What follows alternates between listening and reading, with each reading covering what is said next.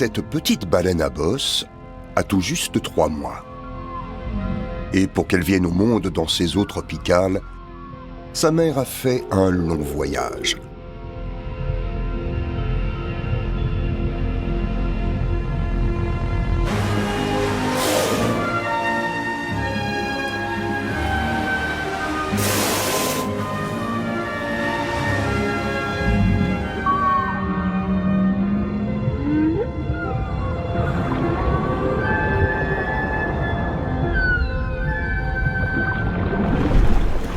Comme tous les bébés, elle demande une attention constante et son appétit est insatiable.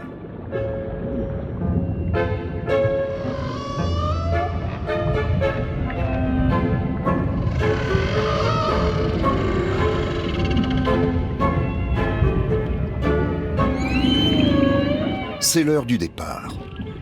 Avec sa mère, elle s'apprête à parcourir 5000 km le long des grands courants de la planète pour rejoindre l'Antarctique.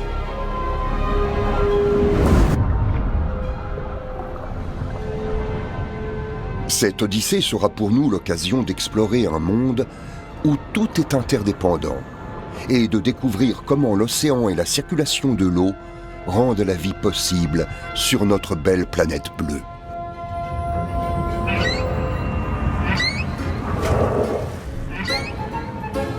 How deep it is to ask where do we come from?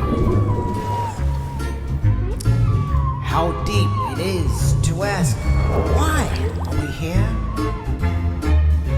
And how deep it is to ask what's the point?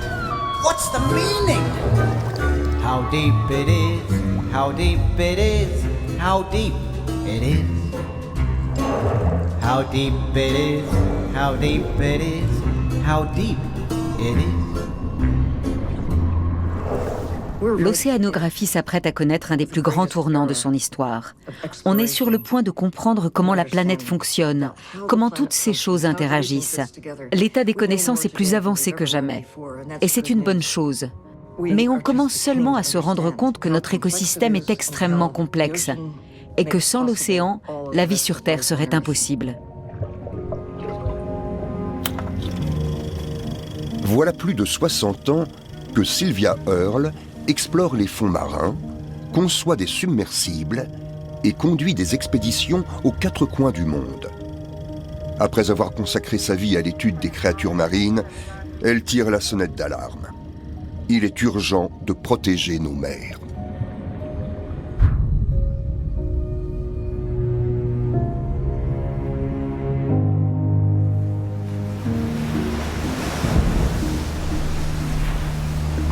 Pour autant qu'on le sache, il n'y a pas de vie sans eau.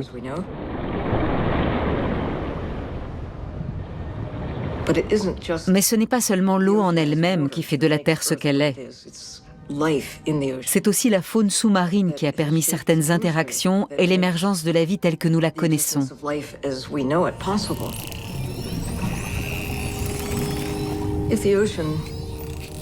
Si l'océan est le cœur bleu de la planète, alors les courants sont les veines et les artères qui irriguent le monde.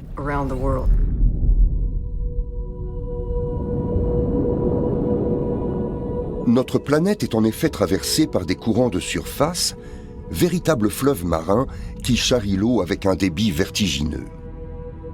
Et cette circulation de l'élément liquide garantit la diversité des organismes qui y résident.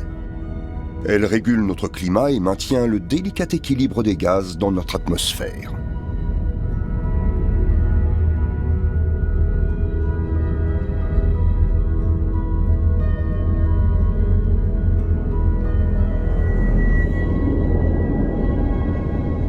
Nos baleines s'apprêtent à emprunter l'un d'entre eux qui joue un rôle très particulier dans le fonctionnement de la planète.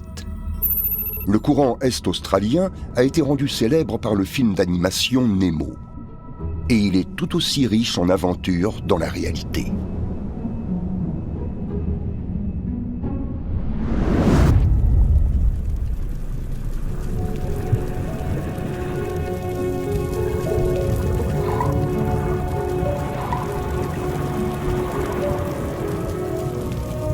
Par endroits, il mesure 100 km de largeur et 500 mètres de profondeur.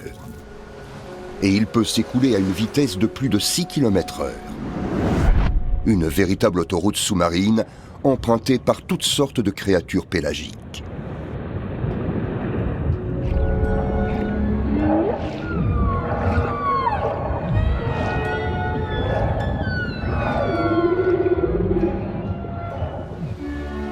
Le courant est-australien naît dans les eaux tropicales de la Grande Barrière de Corail, où notre baleineau a vu le jour et passé l'hiver.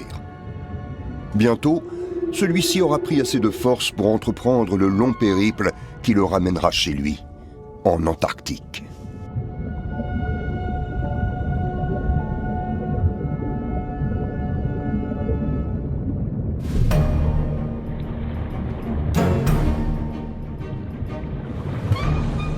Les baleines sont curieuses, et comme les enfants, elles aiment jouer.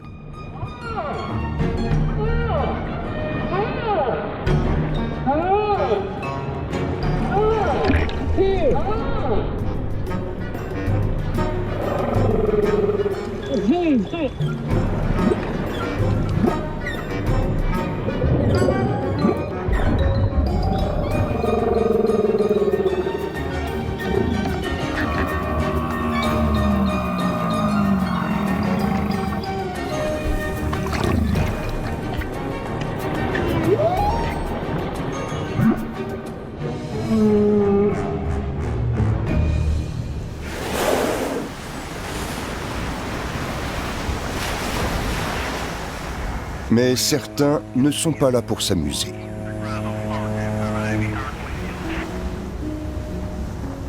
L'équipe du bien nommé RV Investigator étudie le courant est-australien pour comprendre le rôle de la circulation de l'eau dans l'émergence de la vie sous-marine.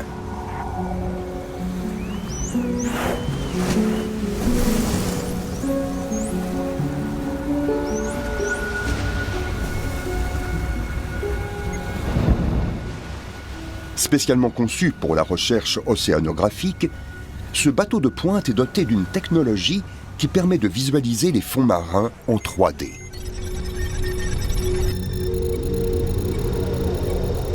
C'est un paysage de montagnes et de volcans qui se déroule sous les yeux des scientifiques.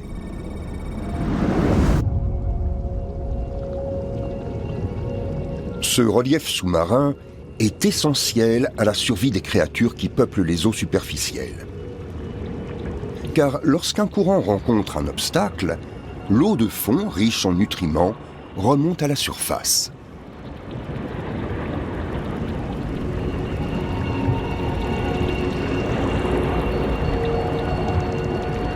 Et lorsque ces éléments nutritifs se retrouvent exposés à la lumière du soleil, il se produit un phénomène miraculeux.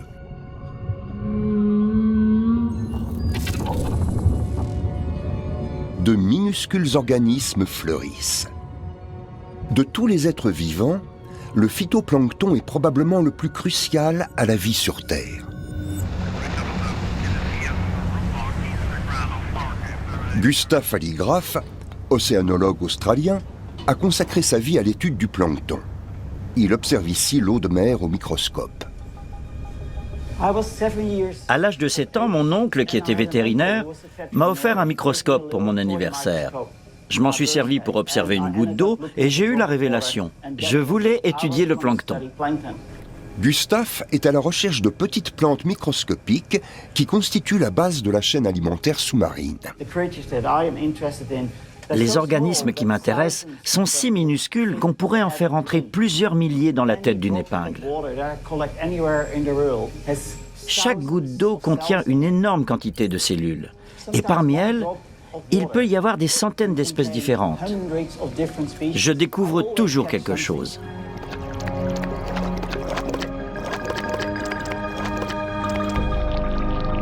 Les diatomées, qui comptent parmi les plus courantes de ces plantes microscopiques, forment de magnifiques squelettes vitreux.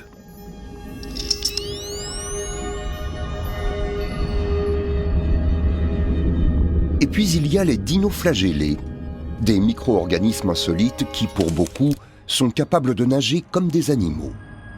Mais ils sont également capables de procéder à la photosynthèse comme des plantes, c'est-à-dire de synthétiser la matière organique, en l'occurrence les nutriments présents au fond de l'océan, grâce à la lumière du soleil, afin de produire des glucides.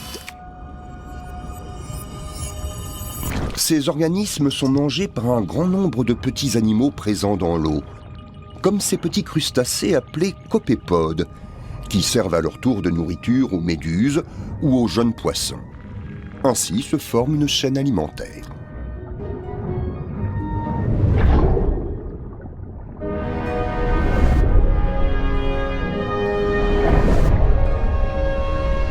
Tout cela dans une minuscule goutte d'eau. Certaines de ces espèces ont eu presque 3,5 milliards d'années pour évoluer. Alors forcément, elles prennent toutes sortes de formes sublimes qui inspirent parfois les artistes.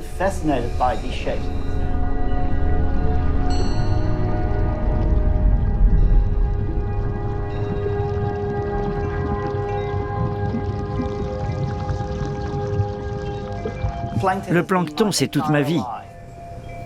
J'ai tellement de plaisir à voir ces espèces magnifiques qui font des choses fascinantes.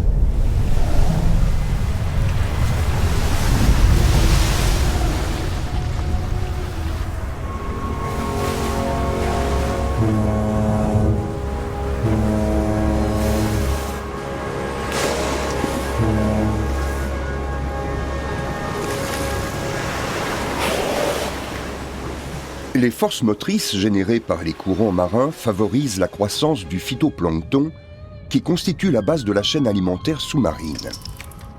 Mais ces étonnantes plantes microscopiques ne sont pas seulement une source de nourriture. Lors du processus de photosynthèse, elles séquestrent la molécule de carbone présente dans le CO2 et rejettent celle d'oxygène dans l'atmosphère. Ainsi, le phytoplancton produit 50% de l'air que nous respirons. Nous lui devons une inspiration sur 2.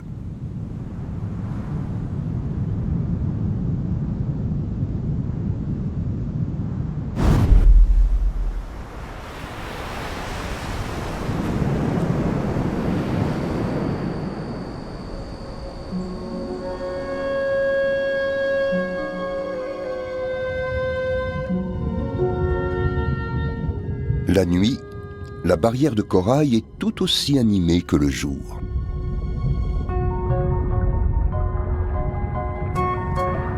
Caché parmi les tentacules d'une anémone de mer, un couple de poissons-clowns protège sa ponte.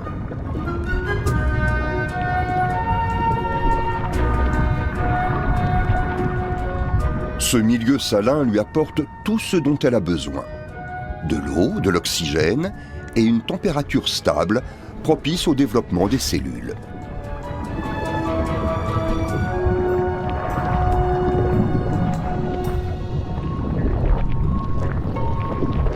Au bout de 8 jours, les larves ouvrent les yeux dans l'obscurité et attendent d'être emportées par le courant.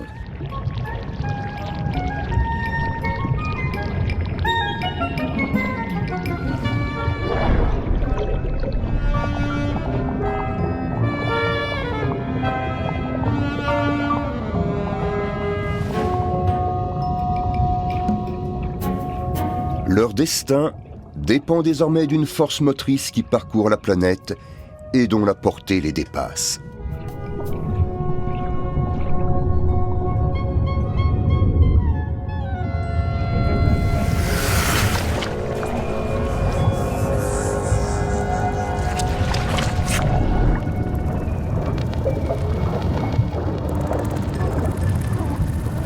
Partout, le danger guette. Seule une petite partie de ces jeunes poissons atteindra l'âge adulte.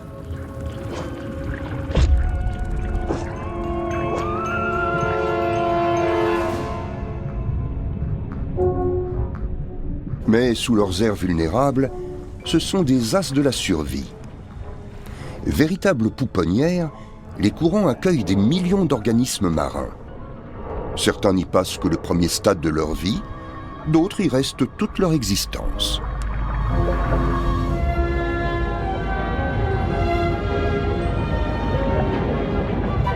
Ce jeune lascar est en veine.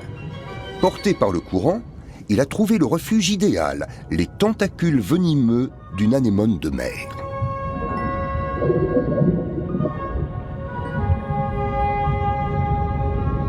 Celle-ci utilise les cellules urticantes qui recouvrent ses bras pour attraper de petites proies.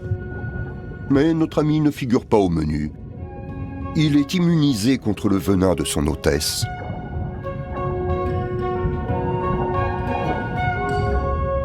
Ici, il est à l'abri des prédateurs. En contrepartie, il la protège de ses ennemis à elle.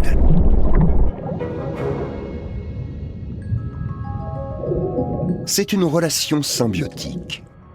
Ils ont besoin l'un de l'autre pour survivre.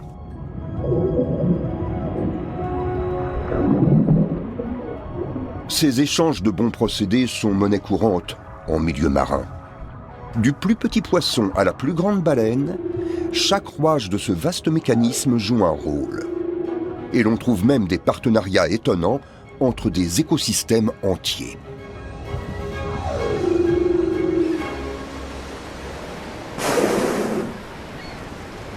Sur cette barrière de corail, un gaz essentiel fait le lien entre la vie dans l'eau et la vie sur la terre ferme. Le sulfure de diméthyle, ou DMS, est produit par les organismes végétaux comme le phytoplancton, mais aussi par le varech et les algues minuscules qui poussent dans le corail. Le DMS agit sur la formation des nuages, et donc sur l'abondance des précipitations. Or ici, il est produit en quantité phénoménale par un immense récif corallien et le phytoplancton.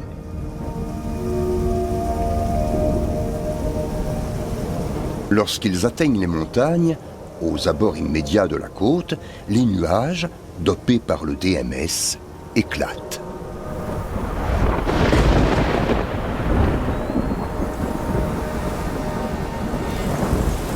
Ces importantes précipitations ont permis à une forêt tropicale luxuriante de se développer, laquelle, à son tour, s'avère indispensable à la vie dans l'océan.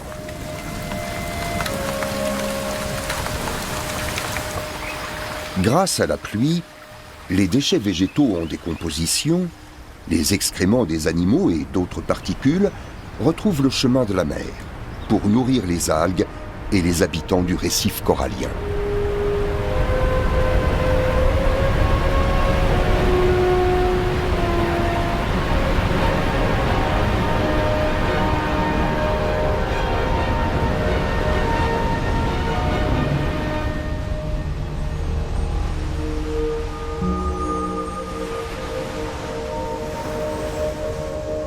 Comme l'anémone et le poisson clown, la forêt tropicale et la barrière de corail sont partenaires.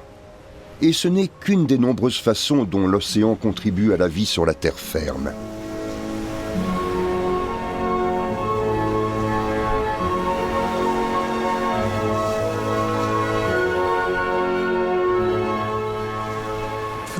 Pour la première fois dans l'histoire de l'humanité, on est capable de voir, de calculer, de comprendre tout ça. On se rend compte que tout est lié et que dès qu'une pièce de ce mécanisme est défaillante, on est extrêmement vulnérable. Les animaux rejettent des nutriments dans l'écosystème et ces nutriments favorisent la croissance du phytoplancton. Celui-ci sert de nourriture et produit de l'oxygène pour les êtres vivants qui, à leur tour, fabriquent des nutriments qui ont exactement la forme qu'il faut pour alimenter les microbes.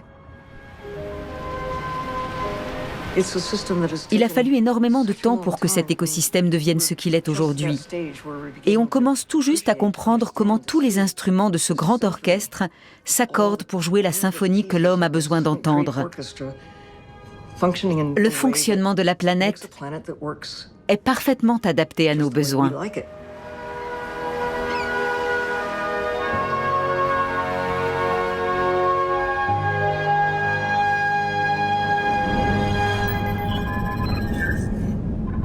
À quelques 1000 kilomètres au sud de la Grande Barrière de Corail, nos baleines font une courte pause.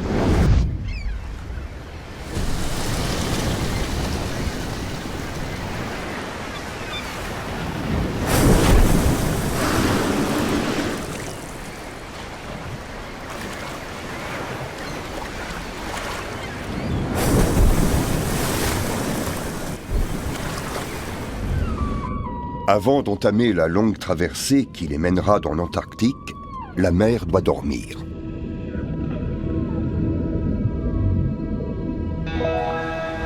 Non loin de là, sous ce rocher battu par les vagues, se cachent des merveilles insoupçonnées.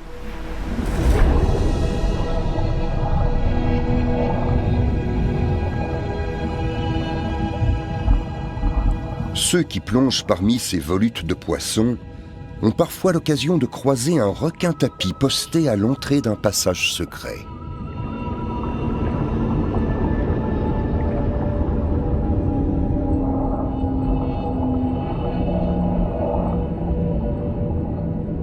Les plus audacieux suivent la nuée de poissons-globes dans ce tunnel obscur et découvrent, éclairés par leur seule lampe torche, un monde parallèle dans lequel le danger semble prêt à surgir. À mesure que le courant s'enfonce dans la grotte, les parois de celle-ci se rapprochent et prennent vie.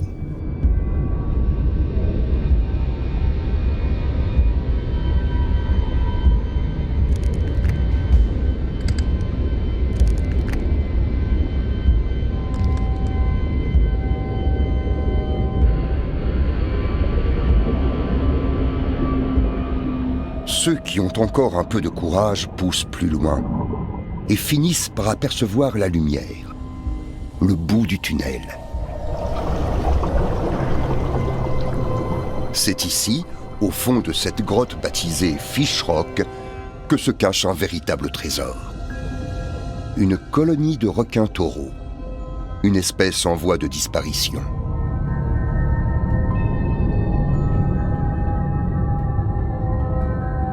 Et nulle part ailleurs sur cette côte, ils ne sont aussi nombreux.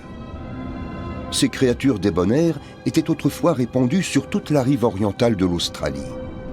Mais leur sourire largement denté leur a valu une réputation injustifiée de mangeurs d'hommes. C'est ainsi qu'ils sont devenus la cible des lignes de pêche, des filets et des harpons.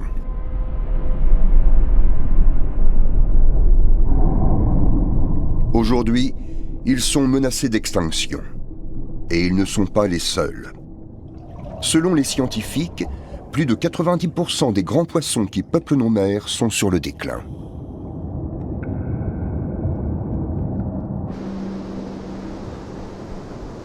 La surpêche est l'une des premières causes de destruction des écosystèmes marins. Pourtant, il existe des solutions. Depuis des décennies, Sylvia Earle réclame la création de réserves marines internationales.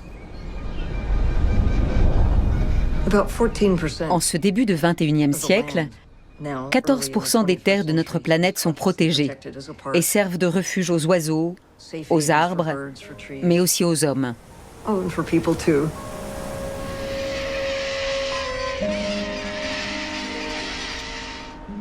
Ce chiffre est de 3% seulement pour la mer. Mais cela peut changer.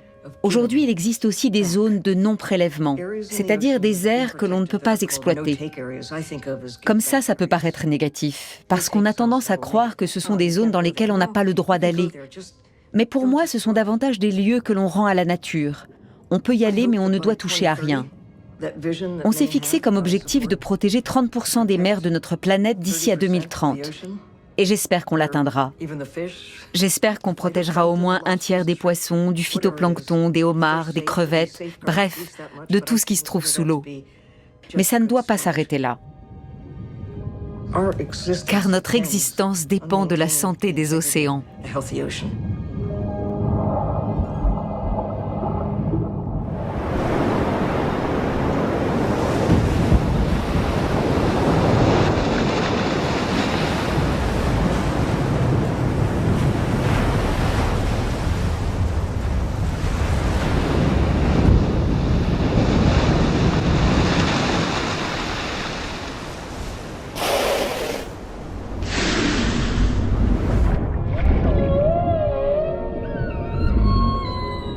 À environ 600 km au large de la côte australienne, nos baleines passent devant un affleurement volcanique aujourd'hui éteint, l'île Lord Howe.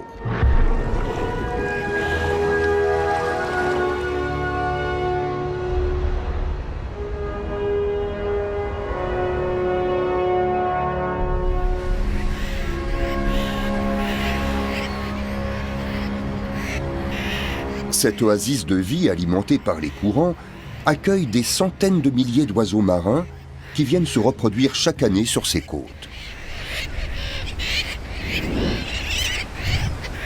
L'absence de prédateurs naturels et l'abondance de poissons en font l'endroit idéal pour élever des petits.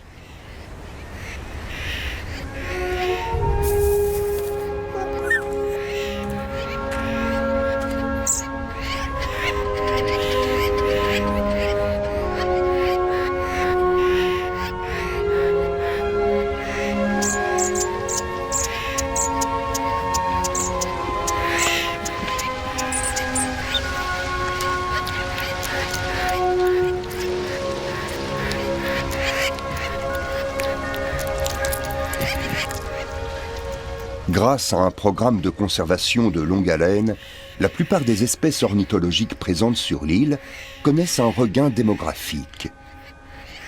Mais l'une d'entre elles continue de décliner. Et les habitants de Lord Howe sont impuissants face à cette tendance.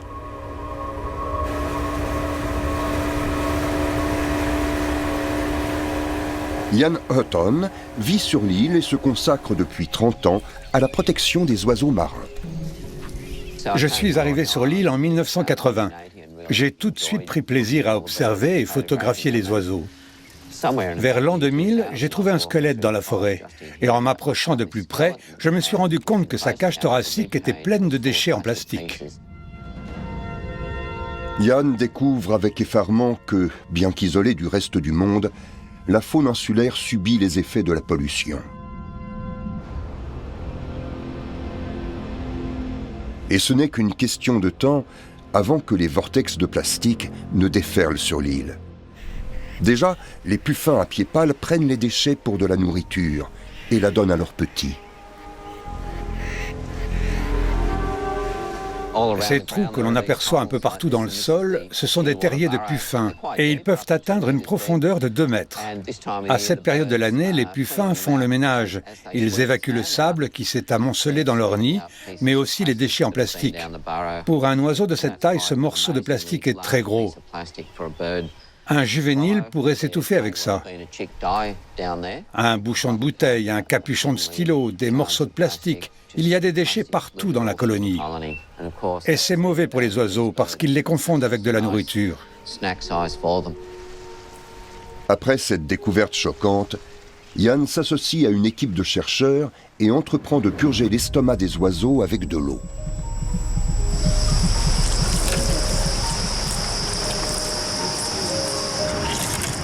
Oh, du plastique. Les scientifiques ont établi que 80% des jeunes puffins à pieds pâles étaient nourris avec du plastique. Conséquence, beaucoup souffrent de malnutrition. On a commencé à trouver des oiseaux morts dans la forêt et sur la plage. On les a disséqués pour comprendre ce qui se passait et on a vraiment été choqués. Beaucoup avaient l'estomac plein de plastique.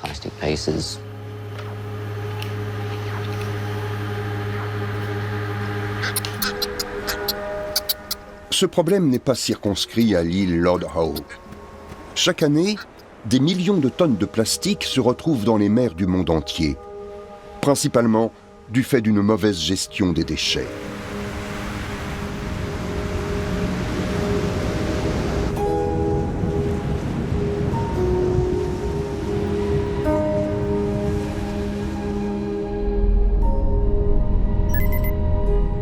Les courants répandent alors ces amas d'ordures à travers le globe. Et les oiseaux ne sont pas les seules victimes de ce phénomène. Baleines, phoques, tortues et poissons meurent eux aussi d'avoir ingurgité nos rebuts.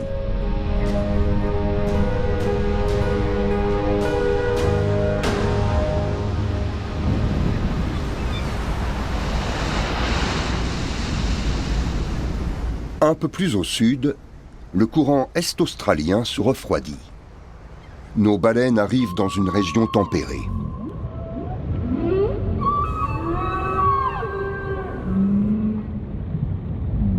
Pour les jeunes animaux, c'est une zone de danger, car ces eaux sont infestées de grands prédateurs, comme le requin blanc.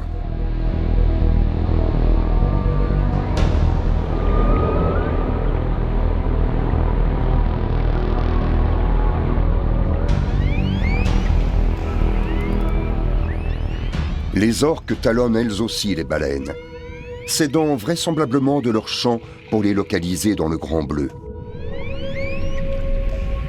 Alors, pour ne pas se faire repérer, les petits communiquent avec leur mère en chuchotant.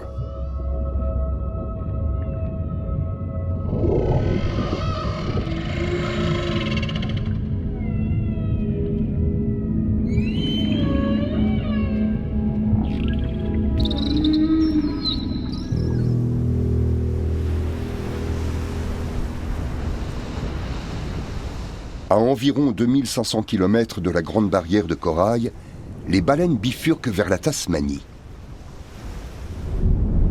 Cette île sauvage est l'endroit idéal pour observer les effets des courants marins sur notre climat.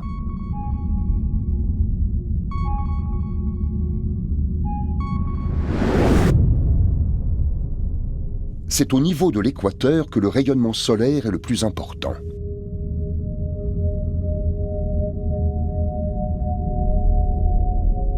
Les courants marins transportent cette chaleur vers les régions plus froides de la planète. Sans eux, la plupart des zones tempérées seraient prises dans la glace.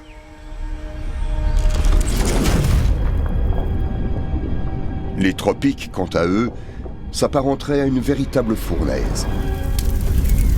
En fait, une grande partie de la planète serait inhabitable.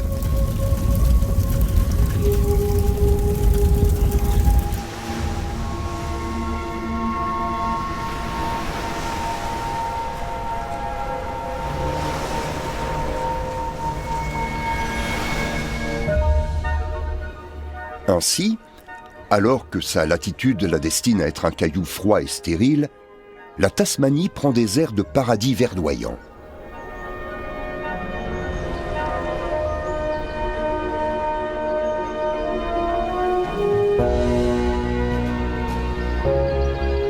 Sous un épais manteau de nuages se cachent des forêts tempérées qui comptent parmi les plus intactes de notre planète.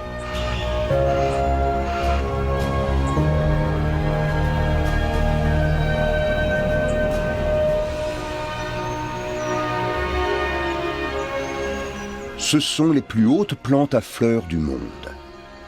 Certains de ces arbres ont plus de 2000 ans. Et cette bulle de vie est l'œuvre des courants marins.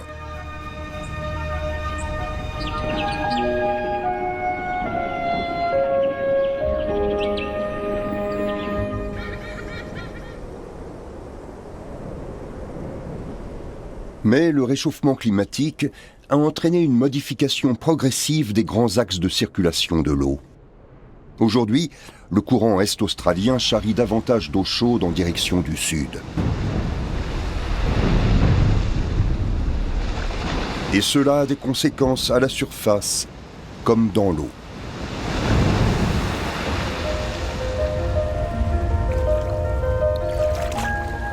Sur la côte orientale de l'île, au pied des falaises vertigineuses, les otaries à fourrure s'ébattaient autrefois parmi les algues brunes géantes.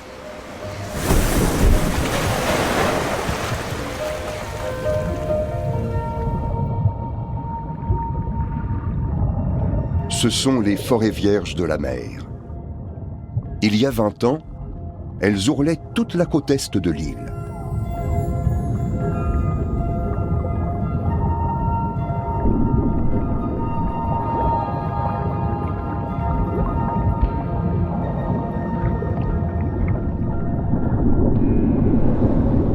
Aujourd'hui, elles appartiennent au passé.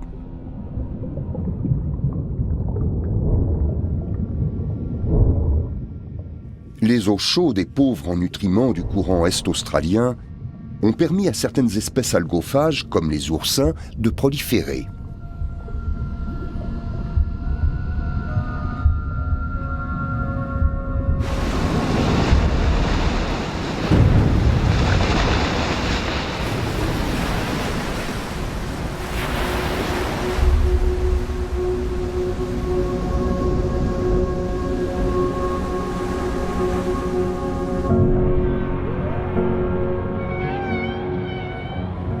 C'est ici, au sud de la Tasmanie, que meurt le courant est-australien.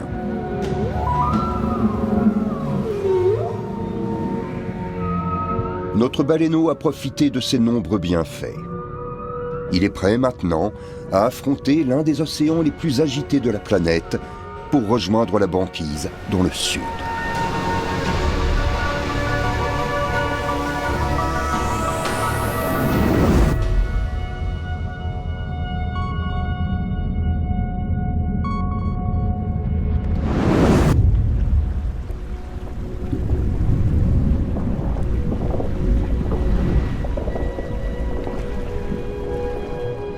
Au terme d'un périple de plusieurs mois, il arrive enfin chez lui.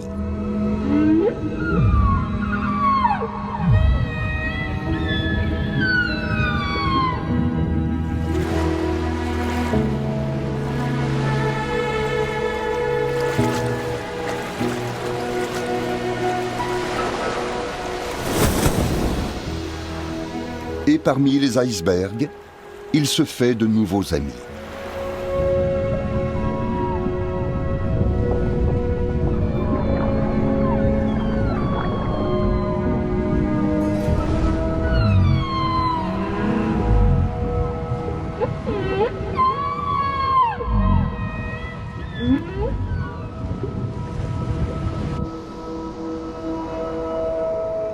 Si les baleines font un si long voyage, c'est pour le krill antarctique qui peuple ces eaux. Pour pêcher, elles utilisent la technique du filet de bulle. Elles nagent en cercle autour du banc de petits crustacés, tout en expulsant de l'air par leurs évents, de manière à créer une barrière cylindrique. Il ne leur reste alors plus qu'à faire surface, la gueule grande ouverte.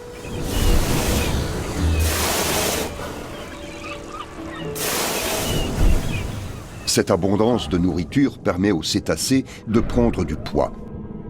Des réserves de graisse que notre baleineau mettra à profit pour grandir et, l'hiver venu, entreprendre le long voyage qui le ramènera sous les tropiques.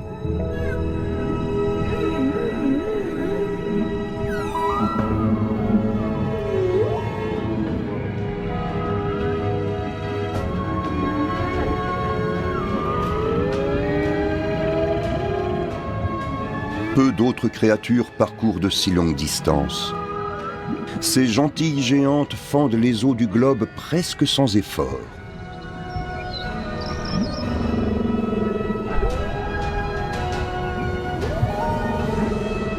Si nous connaissions aussi bien qu'elles l'océan, nous ferions tout ce qui est en notre pouvoir pour protéger le cœur bleu de notre planète.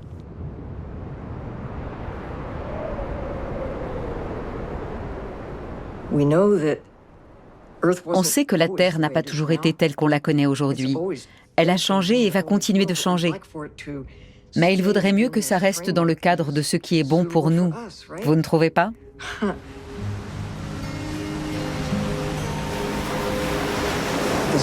Quand j'étais petite, je ne pouvais pas imaginer un monde où l'air serait irrespirable, où il ferait trop chaud, un monde sans oiseaux ou sans poissons.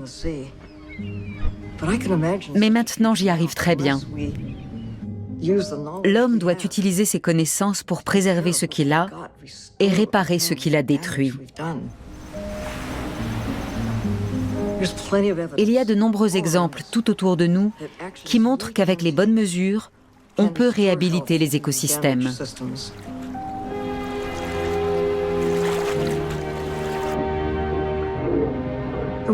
Aujourd'hui, il y a plus de tortues dans la mer que quand j'étais petite. Tout bonnement parce qu'on a mis en place des initiatives qui visent à les protéger, elles et leurs lieux de nidification. Idem pour les baleines, qui sont plus nombreuses aujourd'hui parce qu'on a arrêté de les chasser. C'est aussi simple que ça. Il reste 10% des requins et 3% des thons rouges dans le Pacifique. Il y a encore de l'espoir. On peut encore sauver la planète. Les écosystèmes sont résilients tant que le point de non-retour n'est pas atteint.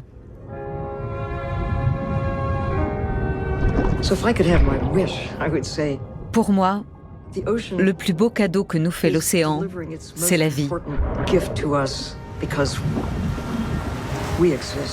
Nous lui devons notre existence, et c'est ce qu'il nous donne de plus important. Alors il faut le respecter, car rien n'est gratuit.